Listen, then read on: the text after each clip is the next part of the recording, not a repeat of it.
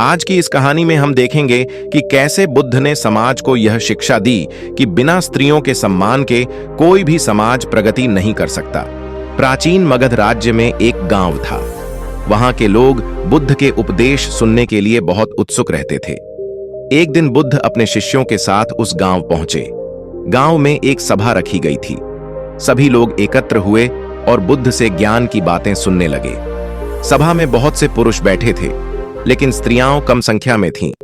उस समय समाज में स्त्रियों को उतना महत्व नहीं दिया जाता था। उन्हें अक्सर कमजोर और घर तक सीमित मान लिया जाता था। सभा के बीच एक व्यक्ति खड़ा हुआ और बुद्ध से प्रश्न किया, भगवान, स्त्रियों का स्थान क्या है? क्या वे भी ज्ञान और मोक्ष की पात्र हैं, या केवल पुरुष ही धर्म का पालन कर सकते हैं? सभा में सन्नाटा छा गया। कई लोग इस प्रश्न का उत्तर जानने के लिए उत्सुक हो उठे। बुद्ध ने शांत स्वर में कहा, ध्यान से सुनो। स्त्री और पुरुष में आत्मा का कोई भेद नहीं है।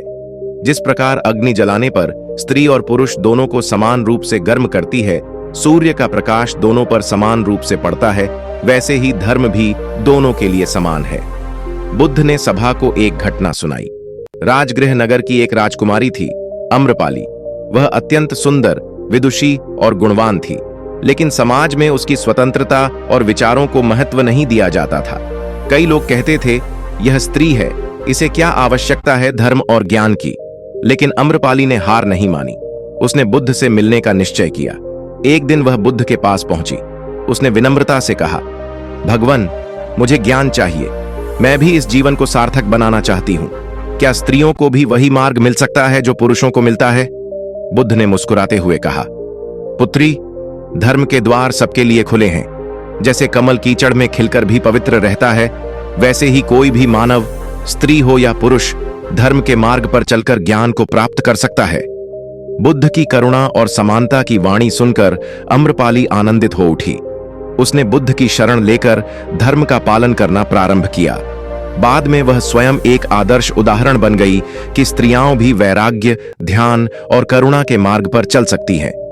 बुद्ध ने सभा को एक और प्रसंग सुनाया। एक गांव में एक वृद्ध स्त्री थी। उसके पति की मृत्यु हो चुकी थी और बेटा भी घर छोड़कर चला गया था। लोग उसे अपशकुनी और बेकार समझते थे। गांव वाले उसका मजाक उड़ाते और उसे सभा से दूर रखते थे।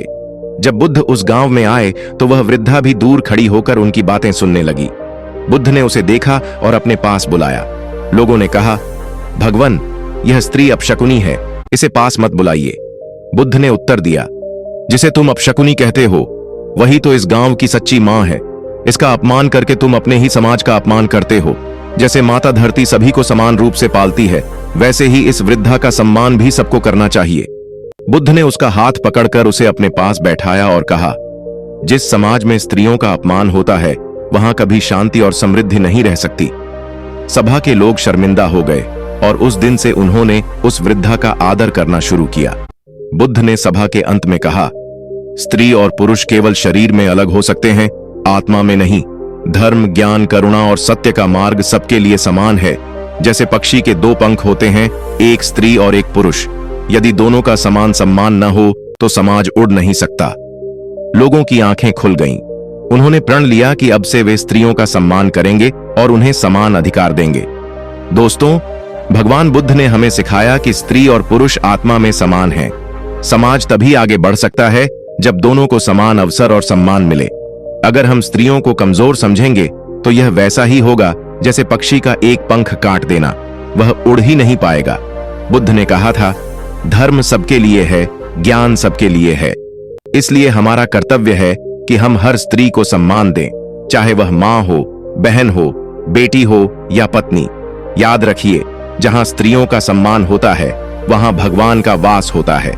तो आइए हम सब मिलकर उस समाज का निर्माण करें जहां स्त्रियों को समान अधिकार और सम्मान मिले। नमो बुद्धाय।